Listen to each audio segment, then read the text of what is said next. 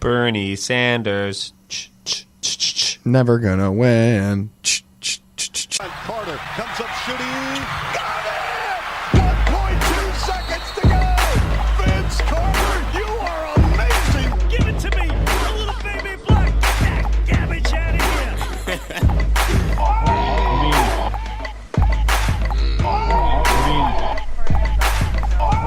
Welcome to Toronto Sport Matters, podcast number 66. Satan, that's kind of creepy. Where I'm joined with the usual suspect, Christian Wolfgang Graffin. How's it going? And Gregory Euroshatis, who looks like a Siberian terrorist from a Steven Seagal movie right now. What's up, T-Dot? No mustache today. The rest of my beard just grew in around it. You just got lazy. Correct. So do you deliberately grew a mustache before you went for the beard? Or your mustache just grows quicker? The mustache was for a bachelor party. I thought it would be, Yeah. How did that go? Greasy. Okay. Very greasy. Greasy and disgusting. It's not greasy. The recent play of the Toronto Raptors. Look at that sequence. No, My God. segue. Little Segue. segue action. So we haven't done a pod in a couple weeks because we're a couple lazy fucks. It's also the dog days of the NBA regular season.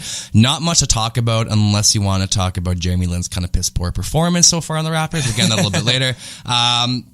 The season's winding down. End of the Raptors season, 2018-2019. How did it go overall? Guys, coming in the season, we had some pretty lofty expectations for the team. We obviously got Kawhi Leonard from the Spurs. Would you say this regular season was an overall success? The regular season, yes, because you're second in the conference. I said we get 60 wins. We're on pace for around that. I think you both had us lower than that. I think you both said... one of you said around 50. I think another one of you guys said 53, right? It all comes down to the playoffs. We know this. Mind you, the style of play that this Raptors team is playing, I find it extremely exciting. It's the first, how far we've come from the Dwayne Casey, high pick and roll and, isolation DeRozan offense. The ball is humming. And for the first time, I don't have a problem with the threes because they're not forced. They're not. It's not Serge Ibaka jacking up 4 threes a game to meet a 3-point quota. Patrick Patterson missing every single open three from the elbow. This is open dudes from ball movement, and I'm actually really excited about this version of the Raptors. I agree. No, I was going to jump in and say, look, last year at this time, not this time, but right when we got eliminated from the playoffs, Masai Ujiri promised change, right? And he said we're going to change, and then he fired Dwayne Casey and hired Nick Nurse, and everybody went, That's not enough change. Look at how much the roster's flipped since then, right? Look how much people like Pascal Siakam have improved. So I think if you look year over year, at the stats, our points per game is up, our pace is up, our defensive rating is better than it was last year, surprisingly. Really? Yeah, which is pretty surprising. And I don't even think we've hit our full D stride. I agree, and I like how we're going. We're set to go into the playoffs right now. It seems like we're just, again, like Nick Nurse said, we're using every game as almost a practice. And we're trying to learn something from every loss as opposed to take it as it means something. Last year, we were fighting to get 60 wins for some reason. Fred VanVleet got injured near the end. Tonight, we're rolling our full lineup. Kawhi Leonard's going to play every game, but probably restricted minutes. And I think this year has only been a success for the fact that we've had how many different starting lineups this year? And 17. And we're still in second above teams like Boston and Philly, who lots of different people had above us this year. Yeah. I think it's been very, very good. And there's two ways, though, and here's my concern, because there's two ways that you can look at that. The first way is that, like you say, we've had all these different starting lineups, and so now we can use them any which one that we want, and kind of we're very hard to predict because of it. So we can adjust on the fly, okay? The other way, though, is that, you haven't had a group of guys together long enough to build up consistency, and, what Jack Armstrong would say is the winning habits, right? So, the only concern is, can you get a group? And that's, though, I like what I've seen by bringing the rotation down to 8 now. Yep. And you're really starting to see them, what our playoff form will look like. Because I still think we got to fix up a few things. There's still too many turnovers, right? And sometimes I feel like when the ball hits certain players, it sticks too much. But I'd like to see 17th in the league in rebounding. That could improve as well. And that's an issue too, right? But overall, we're going to be very hard to predict come playoff time. And also, teams haven't played this version of us yet, right? They haven't played a Raptors team that plays this way because we just, with the addition of Gasol, we've completely, changed our approach to the game, So it's really an advantage, I think, going into the postseason. So, kind of wrapping up the regular season, give me one highlight and one low light. What was your favorite moment of this Raptors season, and what is your least favorite moment of this Raptors season? It came a couple weeks ago when we played the Oklahoma City Thunder. Okay, I watch almost, because I love Russell Westbrook. Okay, I've been watching their games for years. Right, I've never seen Russell Westbrook be intimidated by a player before. I've never seen George and Westbrook get alphaed. Kawhi Leonard a week and a half ago came out and alphaed Westbrook and George. He absolutely tore it. Like, I saw the what it's going to look like in the playoffs with Kawhi's defense. Mm-hmm. He absolutely turned it up. He got in a stance. He bullied Paul George. This guy's supposed to be the best wing defender in the league this year. No, it's still Kawhi. And he showed it. Like, he completely took Paul George out of the game. Westbrook was silent. He had a good game still, but his energy was off. And Leo, throughout the whole broadcast, was like, something's off with Westbrook. And I was screaming at the TV. It's because he's intimidated. Mm-hmm. I've never seen a Raptor do that to the Thunder. We've never had that guy. So to me, that was a highlight. Do you remember earlier in the year as well when he did the steal when he wasn't looking?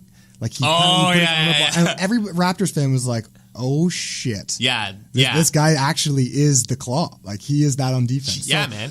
My favorite moment, though, probably Pascal Siakam's game winner against Phoenix.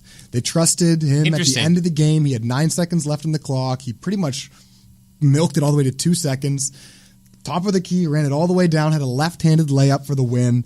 Kawhi was smiling. Everyone on the Raptors were happy. I just think it highlighted the fact that Siakam is a completely evolved player. And I know we're going to talk a lot more about most improved and everything about that, but to me, it was the evolution of Siakam was highlighted by that play, and that's the highlight of the Raptors for me this year, is just Siakam in general and the way he's given us a chance. Look, people like Jovan are saying we don't even need Kawhi Leonard just re-signed just simply because we have Siakam, and that's something you couldn't. Let's not and say I crazy agree, things here. But at the same time, it's something you couldn't even say a while ago. So that moment in general, just to see that, to have him be trusted with the shot, because again, before that there was a lot of Kawhi, so it was a good change, and he hit it. It was great. Yeah. Low point. For me, honestly, it. It's from. Can I give mine first? For me, it was hard to pick one. Getting fucking stomped by Dwayne Casey every fucking time we go to Detroit. So that's my low point.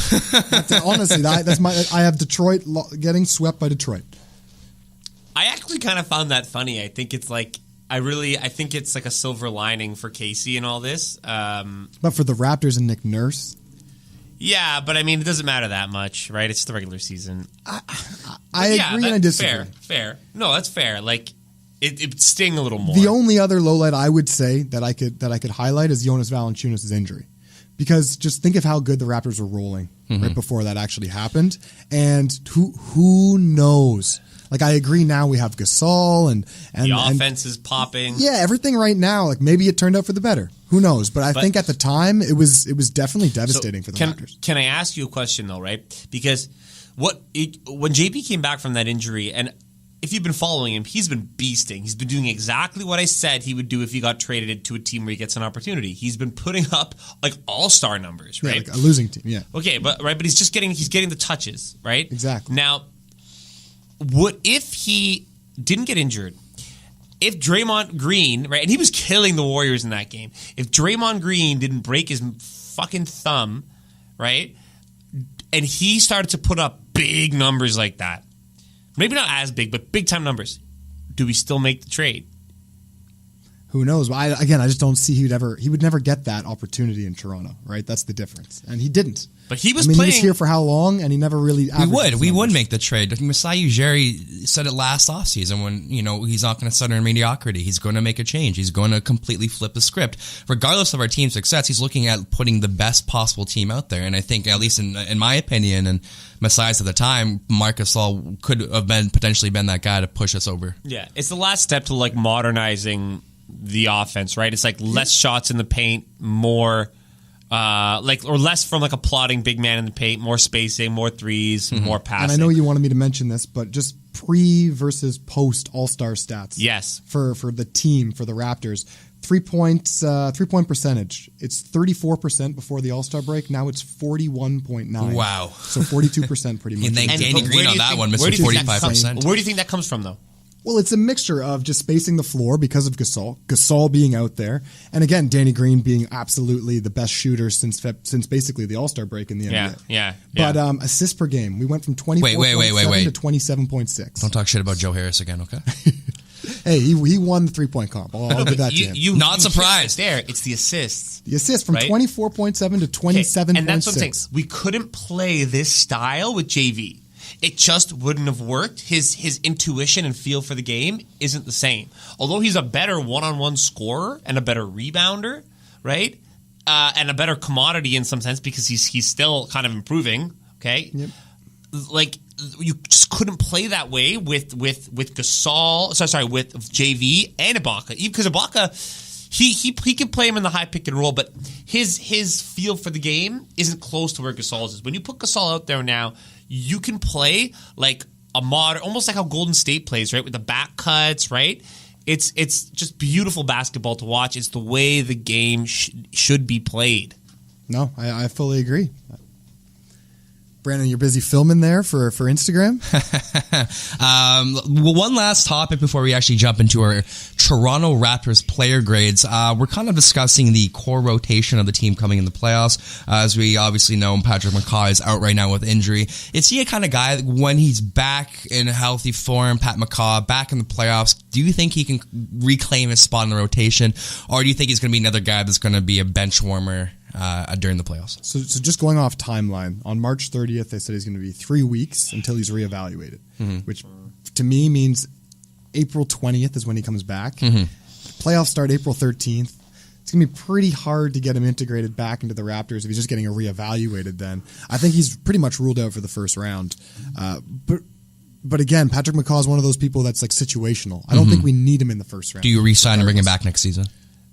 Would I resign him? It all depends on what Kawhi does. Everything depends on what Kawhi does, I think, in my opinion, this offseason. Yeah, I echo what Graf said. I think I honestly think that they got this guy for Kyrie Irving. Yeah, if we end up facing Boston, that's when we need pick him up full court and bother him. Yep. No, That's I fully it. agree. Whenever Lowry's not out there, Yeah. McCaw should be out there on him Yeah. because I trust him way more than Lynn.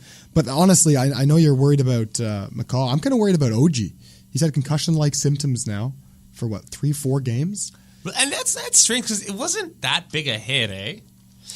It could be just them being extra cautious because you know what they do. This is what I think the Raptors do when they have players that get injured. Right?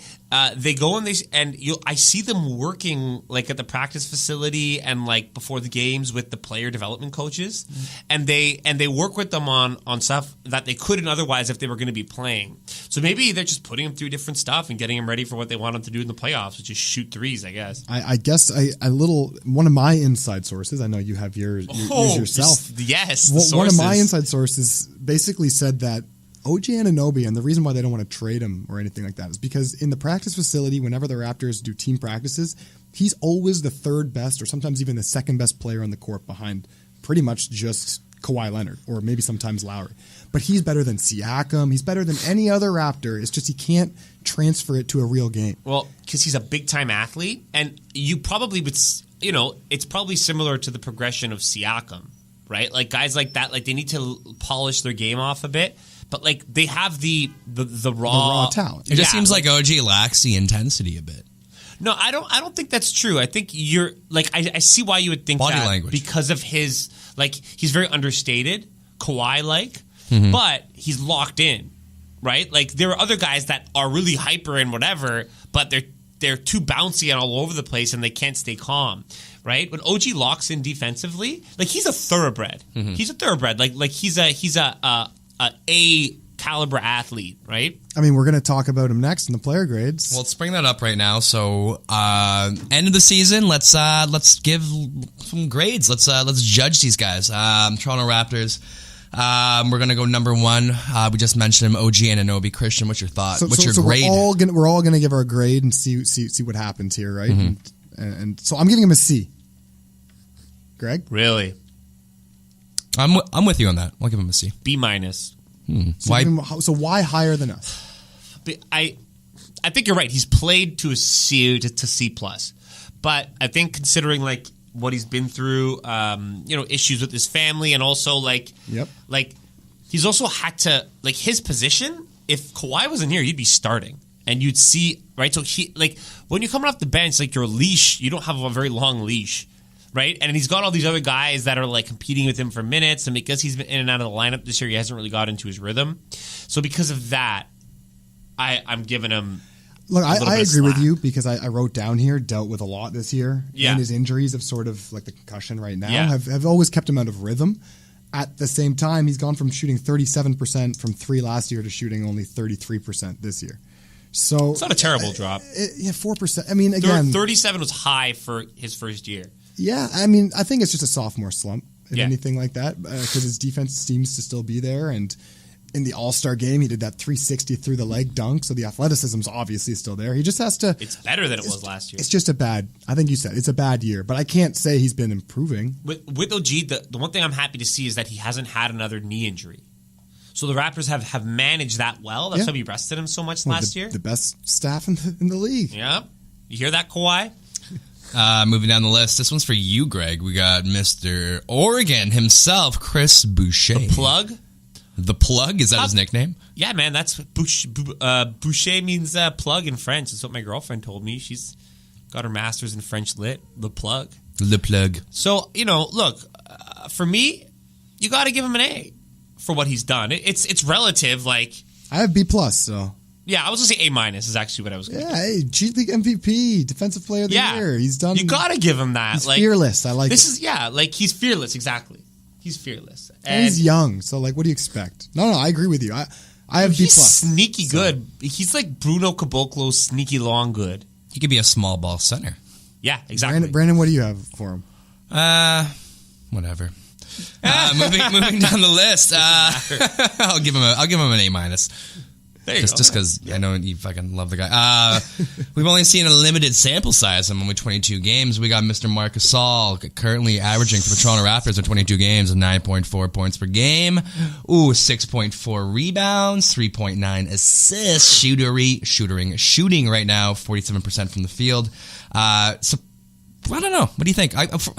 I'm gonna give him a solid B plus. The numbers aren't there. The numbers aren't there, but the way he's sort of improved the philosophy of the organization, the way we structure our offense, you got to give him a bit of love. What do you got, Greg? Do you have the and I'm gonna give the exact same grade. I think you've hit it spot on. Do you have his 3-point percentage up there? I do.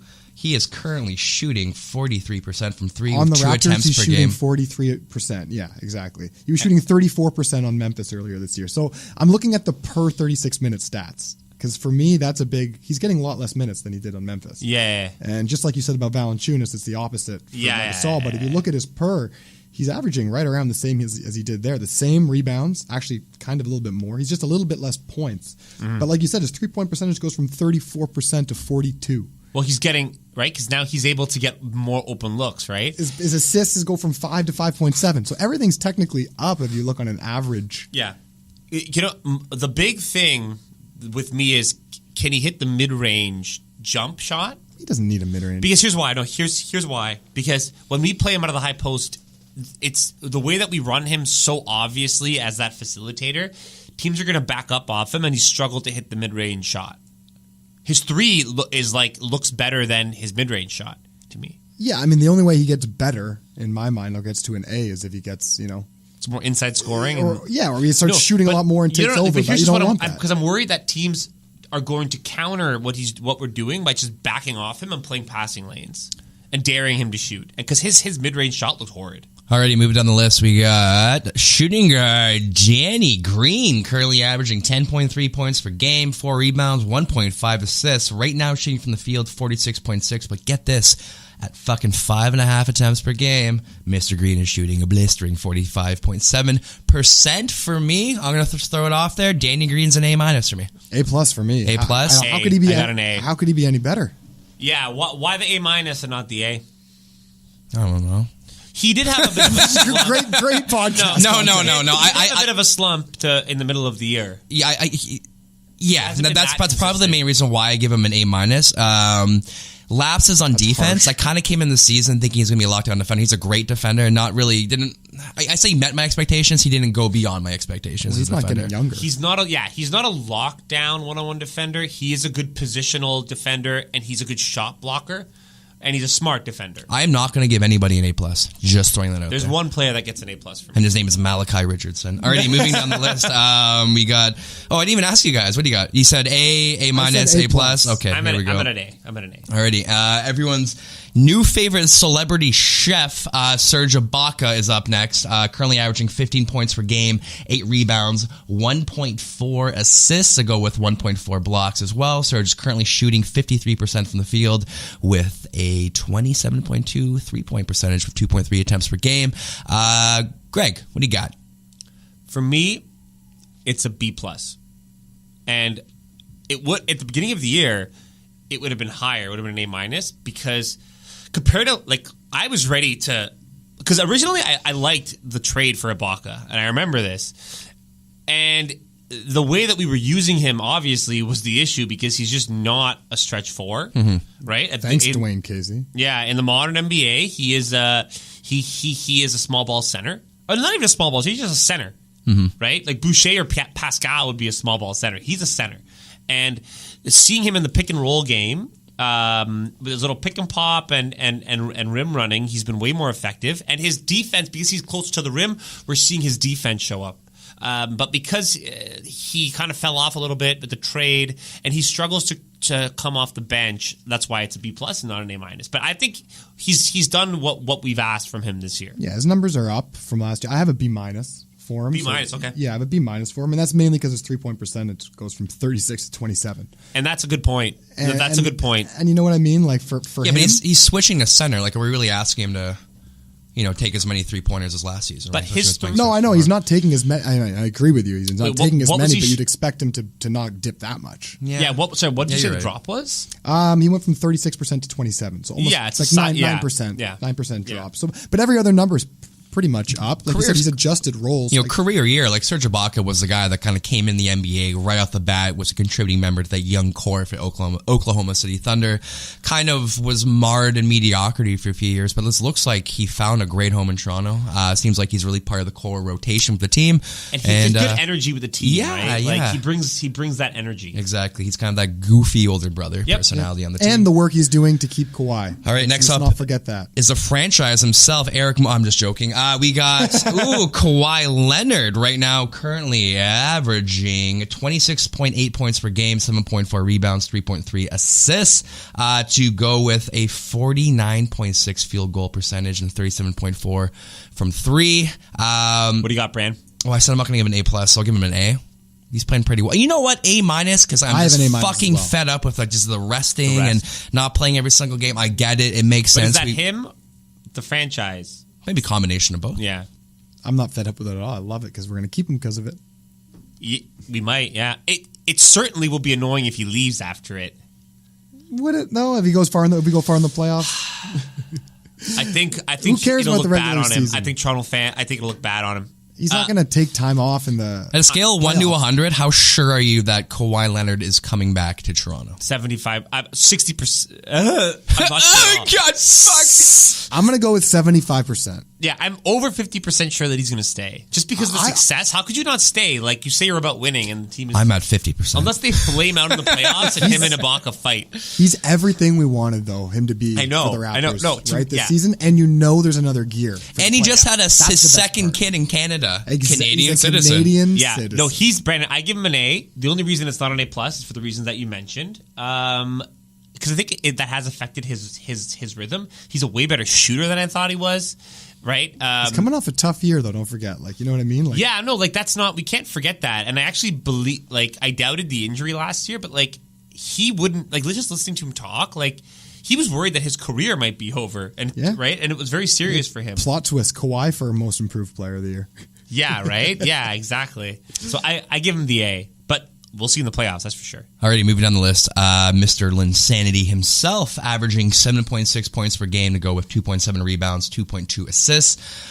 Jeremy Lin currently shooting 38.2% from the field for the Raptors, and this is the reason why he gets a D for me, 21.6 from 3. That's unacceptable for Jeremy Lin, who's a shoot-first point guard. Guys, what are your thoughts on Jalen? Yeah, he's shooting 21% on the Raptors right now from 3. Yeah. He's brutal. From 3 shooting 21% on the Raptors. He remember I was saying before hasn't hit a 3 yet when we were like 3 weeks into him being on the Raptors. He shoots the ball over his shoulder. He's a D for me. But apparently it's because after his injury he changed his shooting stroke, and you can tell like he shoots it over his shoulder. It looks funny. Maybe, you know what? I'm going to change it. C-. He does seem like a kind of guy that would be a really positive influence in the locker room. Very upbeat sort of personality. I'm going to give him a C- too. I think it's tough to come into a team like this with such high expectations. Now that Van Vliet's there, when he comes in, it looks way more fluid. Mm-hmm. Like with Van Vliet and Lowry in front of him, I think his best. And his last few games have actually been decent. Like, he's starting to play better. I'll give him the C-, but I understand why you'd give him a D. All right, this one's the more challenging one for me personally. I'm going to get your opinion on this. We're going to go Kyle Lowry next. Currently averaging 14.4 points per game to go with 4.7 rebounds, 8.8 assists. Is that a career high? Yeah, I don't know. He was averaging a career high in assists. Okay, 41.6 from the field, 35.3 from 3 with 7 attempts per game. Christian, when you got Kyle Lowry at? See, I have Kyle Lowry as an A, and honestly, I wrote down here like what you throw away the stats first of all because Kyle Lowry does so much more than what's on the stat board. Yep. Every single time we've spoken about Kyle Lowry, we almost talk about him like he's Kawhi Leonard, if not better for the Raptors. Well, it's also about adapting his He's game our to the most style important player. of play this season, right? And he doesn't necessarily have to be the chief offensive option on that team. And that's a big deal, right? What you just said about like him having to adapt and like, you know, he could have made this a lot worse for Kawhi. Well, there was a point of this year where I was really concerned that there was an issue between them, and it seems like that's all gone now. Well, we live in the league where everyone wants to be the superstar. Look at Russell Westbrook literally shooting his team out of wins some nights, and Kyle Lowry just being so selfless, like a multi-time All-Star. I think it was kind of a questionable decision for him to be elected to the All-Star team this year just based on the competition and the other guys out there. But again, like second in the league in assists. You can't deny that. And yes, it is a career high. So I have an A. Brandon? A-, Greg? I'm going to go A-, and the reason it's a minus is because his 3 has been inconsistent. He needs that 3. Kyle Lowry is my favorite Raptor of all time. I think after the trade of DeRozan, he's probably the greatest Raptor of all time. Think about it, right? Like, this guy's been here throughout all the winning. Like, we don't need him to win the first and maybe the second round, but I think for us to get to the finals, we need Kyle Lowry, like, if we get to the finals, Kyle Lowry is the best. I do. I think that if we get to the finals, Kyle Lowry's the greatest Raptor of all time. Dude, this guy, he puts it all out on the line for you, man. And him now on this team looks way better because it's an intelligent team. You know what I mean? And his game shines more now. We're not forcing him into one-on-ones all the time. All right, next up, I don't think his numbers truly reflect the value he's brought to this team. Obviously, he's out with an injury, but that's Patrick McCaw in 26 games. He's averaged 2.7 points per game, 1.7 rebound, 1 assist, shooting 44%, 33 from 3. Patrick McCaw gets a solid B-. He fits a specific need, sort of depth, perimeter defender, a guy that can drain the open 3. Nothing super flashy about him, but he's a very stable guy to have off the bench. It's a luxury to have him. Yeah, I'll give him a B. He has a limited role, but I think he does his job well. I'll give him a B as well. That's a straight B. Again, like, we haven't asked too much of him. I liked him a lot earlier in the season. It's a shame he got injured, but and it's tough coming in at this time of the year. It is. What I'm going to do is Jody Meeks. I like Jody Meeks 6 a lot, games. honestly, from what I've seen from him. I'm giving him a B because I can't really give him much higher than that. But honestly, he's been impressive. Like, he really fits. Yeah, he can shoot. 43% from the 3-point. He can shoot. Honestly, I like Jody Meeks. And he's part of this change that we're talking about, how basically the Raptors now, just before the end of the season, right, at the trade deadline, you move out these guys like Greg Monroe, JV, Wright, and CJ Miles, all of which were inconsistent 3-point shooters, and you've brought in these other pieces, and all of a sudden, like, oh shit, everyone on this roster can now hit the 3. And right, even your 11th guy on the bench can do it. So I agree, yeah, I give him a B. Speaking of which, Malcolm Miller. Ooh, that's a fun name to bring that's up. an example of what I'm talking about, right? I mean, I can't give Malcolm Miller higher than a C, though. Can you? C. Agreed. Yeah. He's 26 years old. Like, he's not... And he hasn't got the playing time yet. He came back from that injury. It's good to see him back. He is a good shooter, though. He's a good young guy to have because a team that's like full of, older vets like, Kyle Lowry and, 40-year-old Chris Boucher, it's really refreshing to have a bunch of good young guys on the team. Sorry. I got to throw shade at Chris Boucher. The thing is, right now in the NBA, you've got to be able to make people pay if you're left open. You got to be a professional shooter. Amongst everything else, you need to be a professional shooter, and the guys that we brought in, like Meeks, is a professional shooter. Just like Miller's going to be. All right, next up is Norman Powell, currently averaging 8.5 points per game. That's probably the toughest one. 2.3 rebounds, 1.6 assists. Norman's currently shooting 48% from the field goal, 38% from three attempts per game. Greg, what do you got in Norman Powell at? You know what? Early in the year, he really struggled. Like, he couldn't throw a rock in the ocean. But I was listening to Lowry talk about him, and Lowry said, and Lowry's a very intelligent basketball player, and he said, I like it when Norm puts his head down and goes downhill, and I like him when he's shooting that three because he's too athletic to stop when he's going downhill, and he jumps too high to block for people to block his three. So what he's saying is like he doesn't like it when he tries to be like DeRozan and do that mid-range game, whatever. And I think he's doing that now, and that's why I give him a B. A B plus even, because after he came back from that injury, he showed the best I've ever seen him. So I respect how he's bounced back. B plus. I'd give him a B minus, and I thought that was a high grade. To be perfectly honest with you, I would think most people that were B plus is a bit high. Would probably say like some could argue he's in the C's just because of what he's had this year. But I give him again his play lately has been very good. I give him a B plus only for the fact that he was locked in this ridiculous albatross contract. He clearly is on a $10 million, $11 million per year. The expectations were too high for him. Exactly, coming into this season and just kind of calming down, getting back to his form, and just becoming the player who earned that contract in the first place. And that's what I mean. I've seen that bounce back, Brandon, and I want to acknowledge that. So maybe it's not a B plus in terms of what he's done, but I could see the light at the end of the tunnel for him and the player that he's going to be. He's part of we can all agree he's part of our core playoff rotation as well. At least he should get a chance to be. If he starts playing like shit, you take him out. There's other guys that spot. I agree. He's above Lynn and Meeks right now. Yeah. So this is a round table agreement. We're all probably going to be at A plus on this one. We're Pascal Siakam, 16.8, 6.8, 3.1. A plus, most improved player of the year. Let's move on. Alrighty, and the last person we can discuss is Wichita State's Fred VanVleet. Played 60 games, so missed 20 games plus from injury. Currently averaging 11 points per game to go with 2.6 rebounds, 4.8 assists. Fred VanVleet's currently shooting 41.3 from the field, 38% from three with 4.7 attempts per game. I'm going to give Fred VanVleet a B minus. Okay, I have him as a B. Just because of his role change, the injuries. Like, he hadn't started a game before this year, and all of a sudden he started 27. His points are up. His three-point percentage is 38%. Like, going for expectations for him coming in the season, this guy's an undrafted free agent. You know what I mean? This is a luxury to have him. No, that's what I mean, though. Like, giving, like... Wasn't he just re-signed this year to a new contract? Right, but...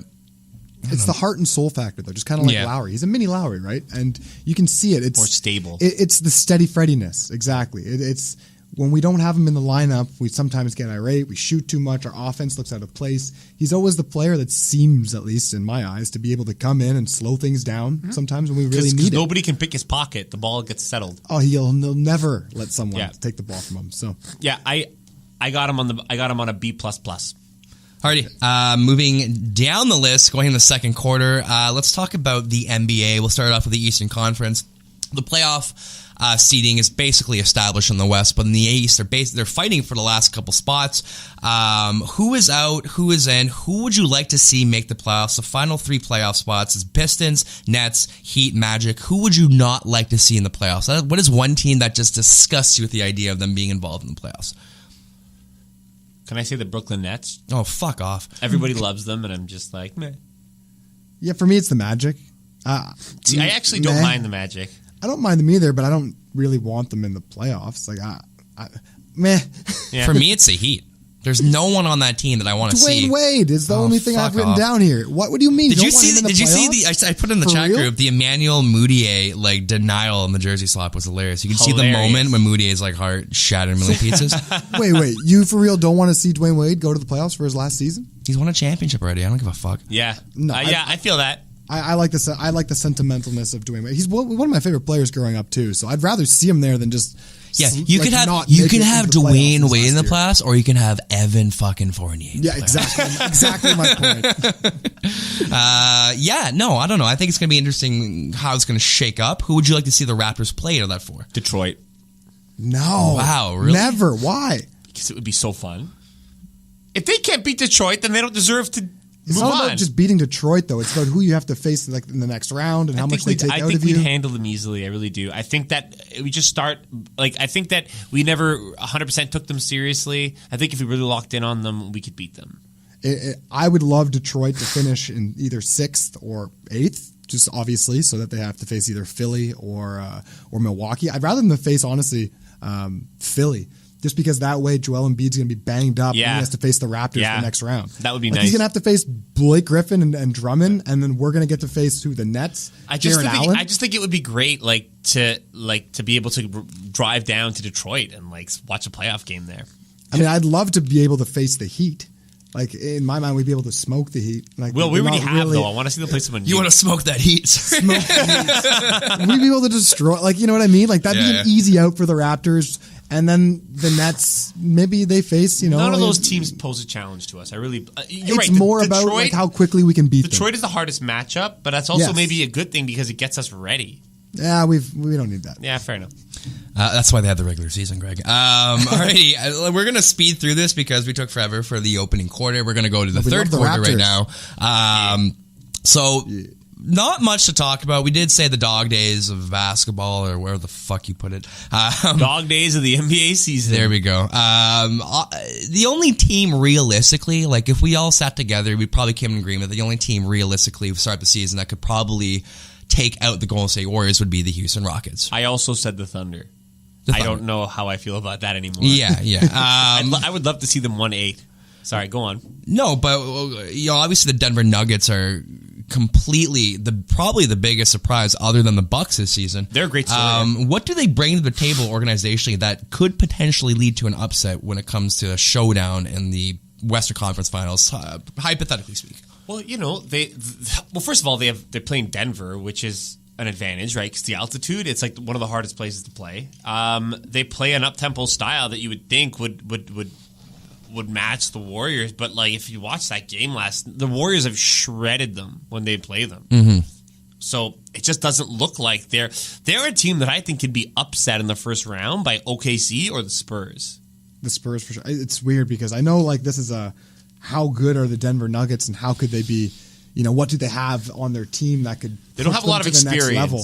But I kept going through it, and you're right. All these things I've written down, they're very young. Other than Millsap, he's the only player born in the 80s. I don't see Denver being able to. I could see them being upset in the first round by San Antonio, which they've lost 2 of 3 to this year. Like you said, they're slow paced. My confusion here though is that whenever we sort of assemble the podcast, just for our listeners, is that we always have a conversation and kind of bring up ideas of what we want to discuss on the show. And Greg brought this one up, so I'm kind of confused why he wanted to bring up this. Do you topic. know why, Brandon? I recorded that game, that Golden State Denver game, and I sent that comment. So are you just more after the game we could talk about, because I really thought the Nuggets were going to come out and they were going to give a better goddamn effort. They got blown up by 30. Mm-hmm. So I think that they're more likely to get upset in the first round than they are to win it. Look, at this point, if they play the Thunder, they're getting upset. Any team that has a strong start, I feel and then limps into the playoffs is always, they're a target. And look, those teams at the bottom of the West right now, like you said, OKC and the Spurs, they are good. And they have playoff experience. You know what's crazy? Yeah, so Denver Nuggets are 31-7 at home, and they're in 20-19 away. Yeah. But that's a sign. That's a sign, right, of a young team, right? It reminds me of the early stages of this Raptors team. In this shooting age as well, they're only 18th in the league in 3-point percentage. And they're not top 5 in offensive or defensive rating. So they're mediocre good. You know what I mean? Everything's good. They're good in everything, but what are they great in? Exactly. And I love Jokic. I love his, father look and lazy sort of style of play. Yeah. But I just don't think in the playoffs they have this kind of experience to do it in the Western Conference. There's a reason why Nostradamus Kajioka was onto these guys as early as last year. I'm the hipster pick. This team in the coming years will be a contender. For sure. I don't see them as a legitimate title contender yet. One team I kind of want to bring up briefly is the surging Utah Jazz, who first half of the season were completely out of the playoff picture, 9-1 their last 10. Is there any fucking team in the Western Conference that can take out the Golden State Warriors? Is basically what I'm trying to allude to. Houston, that's it. And still? maybe I still hold out for the fact that Russell Westbrook, like the hate that he has for the Warriors, will lead. And if Paul George plays out of his mind, that they have the talent. They have the talent to beat the Warriors. I got a good little question I'm going to ask both you guys right now before we jump into Greg's gripe. New team. You have to pick one point guard to build your organization around. Do you take Steph Curry or do you take Russell Westbrook? For 1 year? 1 year. No. Westbrook. Yeah, 1 year. 1 year. It's Steph Curry for me. And that's a fair take, right? Russell Westbrook just had a 20-20-20 game. Christian, is that a fair take? What do you mean? It's the obvious. In my mind, it's the obvious. Yeah, it's the most. Like I'd say now, more. You said Russell and he said Steph. But I honestly think that all you're like agreeing when you guys disagree. I think all other things being equal, Russell Westbrook is better than Steph Curry. I've always thought this. I just think that Steph Curry's in a better situation where his talent comes through more, right? He created that situation though too in a way. Yeah, no, I'm not. Yeah, sure. Like he helped generate that by people want to play with him. And no, but I mean like the way that basketball is played has changed because of him. Yeah, I mean if you put those two 1-on-1, who wins? That's a tough question. I think Westbrook destroys him. I think he eats his lunch. I really do. Like, look. Yeah, if you put Reggie Jackson against Mike Conley 1-on-1, Reggie Jackson might win. Does he make a better basketball player? No. I mean, LeVar Ball beat Michael Jackson. No, Mike Conley beats him 1-on-1. You think so? Well, LeVar Ball beat Michael Jordan 1-on-1. Exactly. LeVar Ball's... So Look, I think Westbrook is the most dominant point guard of this generation and doesn't get talked about. The guy he's averaged a triple-double for 3 straight seasons. This is like thought to be impossible. Irrelevant stat. It's not irrelevant. It's not irrelevant at all. Look, you know what I get? You know what I get from fucking averaging like a triple-double 3 seasons in a row? Selfishness. I also think fighting for team, rebounds. Like if double-digit assists. Ripping rebounds from Steven Adams. The Thunder's team is also not adequately constructed, and they're missing their best perimeter defender.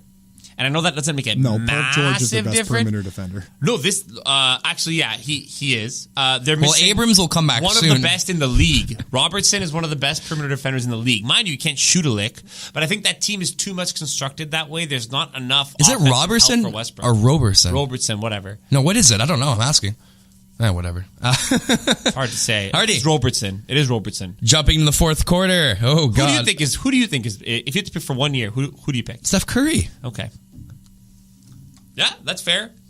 No he can shoot from like 40 feet away. It's a good. Like I understand why people would. He's a great basketball player. I mean, he's also won. You know what I mean? Like there's that, like sort of, But, think about the parameters of what I said. I'm talking about a young team, a new organization. No, it was actually for 1 year. And for 1 year. 1 year. Okay, so 1 year. I just think Russell Westbrook's mentality is going to completely always get in the way with his actual true ability on the court. His ego sometimes. He just had a 20-20-20 game. Only Wilt has done that. When you and Wilt share something, you know you're special. Just saying. Wilt? Chamberlain? The stilt. Ooh, okay. The fucking... Wilt the stilt. I'm not even going to go into his sexual escapades. Alrighty, going into the fourth quarter. Yeah, half the NBA, is somehow related to Wilt Chamberlain. Like Genghis Khan. Yeah. Jumping into the fourth quarter. Greg, what are you fucking pissed off about? Tracy Tell the McGrady. world. Diamond Pizza. I gotta say it. Sponsored by Diamond Pizza. Tracy McGrady. This guy on air, right? And I wasn't going to say anything, but then Jack Armstrong came out and stood up for my man Pascal the other day, and he called them out, right? This is the team that drafted you. Right? This is a team that drafted you, and you got a young, budding star, right? A guy that's come out of nowhere, right? Not just like some rediscovered lottery pick. He picks D'Angelo Russell, a former. I don't think he should even be eligible for Most Improved Player. The guy everybody knew he was going to be good coming out of college. Lakers just gave up on him, right? Because they had their Lonzo Ball pick. What are you talking about? We had a discussion when the trade went down, and I was the only guy supporting D'Angelo Russell, and you guys were just ripping me apart. To me, there is no... But the thing is, like, when you're talking... This award has a certain type of person that you would look to put in these positions, right? And to me, it's clearly Pascal Siakam. Not only has he raised his point scoring average... His style of play has changed. Like, the guy is giving you like a shimmy, right? Like, he's just a completely new player. What you're seeing out of Russell is the maturation of the player that kind of people knew he could be, and that's why he was picked so high. He was the fucking lottery pick, right? To me, this award screams Pascal Siakam. Do you think we're sleeping on De'Aaron Fox a bit, though? Yes. But again, there's another lottery pick. Look, to me, okay. To me, the fact that, and it's not just this, it was that T-Mac, I talk a lot of shit about the jump, but I secretly love Rachel Nichols. She keeps me engaged, okay? Because it's actually a discussion-based show about the NBA, okay? And I'm watching T-Mac just praise the Celtics and every team but the Raptors. Because he doesn't want to admit that this version of the team is better than the one that him and Vince were on. That's it. Right? That his Raptors team is not the best team of all time. That indeed this team is the best Raptors team of all time. And maybe, and to me it's just, it's gone to a point now where it's just insulting. It's just insulting. I'll defend him because he's my favorite player of all time. But to me, T-Mac's just bitter at the fact that it's not bitterness. If anything, it's more of he's just trying to say that's almost what happened to him when he was on the Raptors. As soon as he left the Raptors, he went from 15 points a game to 26 points a game the next season. And then his minutes jumped when he went to Orlando. And you can see that bitterness, though. Yeah, so I think, if anything, he's just saying, the fact that he's getting all this opportunity now is the only reason why, he's getting all this stuff, just like himself. But he's getting the opportunity because he's improved. Right? Like because he's doing things that he couldn't do before. No, I agree. And I actually don't think he actually watches the games. Like, and this is what Jack was saying. He's like, if you watch the games, and I do watch the games, like, it's a completely new player. Not to mention the fact that his scoring average is up 9 points. I don't think Paul Pierce has watched a single game after his retirement. But even Paul Pierce... Paul Pierce on the jump says that the Raptors are now better than the Celtics. But you get T-Mac, a former Raptor that can't even rep his team, right? At least every other NBA player, they rep the team that they once played for, except for T-Mac. I'm sorry, I lost my love for the guy. I got no more love for T-Mac. It was a bitter ending, obviously. We bring him here and we celebrate him. You couldn't, right? Throw us some love? Throw Pascal, this young guy, some love? Nah, man. I got no more love for T-Mac. You heard it here first, guys. Alrighty, we'll be back next week with our player awards, our All-NBA. Sneak peek, my most improved player is Bogdanovich. No, I'm just joking. Give me a candidate, though, right? Fair? Definitely. Miles Turner? Sabonis? Anyone in Indiana? Definitely Bogdanovich. Oh, Greg, you got something to say? You got something to say? We got to throw out one say? thing. I wanted to get this in the gripe. Got to throw out a congrats to Jack Armstrong. The three-time winner, Canadian Screen Awards for Best Sport Analyst. This is a guy that wasn't even born in Canada, right? Coming up here, sharing his basketball knowledge, and look, like all that aside, this is a guy that makes time to meet with bums like us and shoot the shit about basketball, right? And for me, growing up, listening to basketball, listening to him talk about ball, I learned so much about coaching through just the stuff that he says on air, right? And I don't know, I just think it's so deserving too because he's so charismatic. Like, my girlfriend doesn't like basketball, but she likes to listen to Jack, right? Like, he brings in viewers and he deserves all the credit that he gets. And he's an amazing person. And if you talk about, I don't want to say stuff about his personal life, but you know that he's like he's a humanist. Like, he's just someone that... A man of the people. A man of the people, right? And someone that young people can look to for who they can become. So just want to throw out, Toronto Sport Matters. Congratulations to Jack. I think we definitely owe him that. Absolutely. And with that, guys, you can catch us on... you can catch us on, obviously, SoundCloud, Stitcher, Spotify, and iTunes. Follow on Twitter and Instagram. And then just a last thing, a shout-out to the Took winners.